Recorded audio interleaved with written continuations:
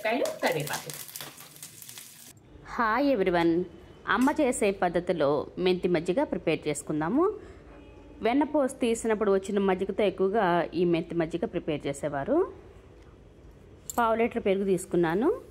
చిలికి 1 గ్లాసు నీళ్లు కూడా పోసుకుని బాగా కలపాలి. ఉప్పు వేసుకోవాలి. మెంతి మజ్జిగ ఉన్న మజ్జిగ చారున్నా కూడా మా ఇంట్లో అందరికీ ఇష్టమే. కూరతో కూడా పని ఉండదండి, చాలా టేస్టీగా ఉంటుంది. కూరగాయలు ఏమీ లేనప్పుడు కూడా టేస్టీగా ప్రిపేర్ చేసుకోవచ్చు. నూనె వేడి చేసుకుని మెంతులు సిమ్లో ఫ్రై చేసుకోవాలి. వాము కూడా వేసుకుని, మెంతులు వాము వేసుకోవడం వల్ల అరుగుదలకు బాగా పనిచేస్తుంది. తాలింపు సామాను 2 ఎండుమిరపకాయలు, కరివేపాకు. తాలింపులోనే పసుపు వేసుకోవడం వల్ల పచ్చి వాసన లేకుండా ఉంటుంది. ఉల్లిపాయలు పెద్దగా వేగక్కర్లేదు. పచ్చిమిర్చి. తాలింపు మజ్జిగలో కలిపి కొత్తిమీరతో గార్నిష్ చేసి సర్వ్ చేసుకుంటే కూర ఏమీ వేసుకోకుండా మొత్తం అన్నం అంతా మెంతి మజ్జిగతోటే తింటారు.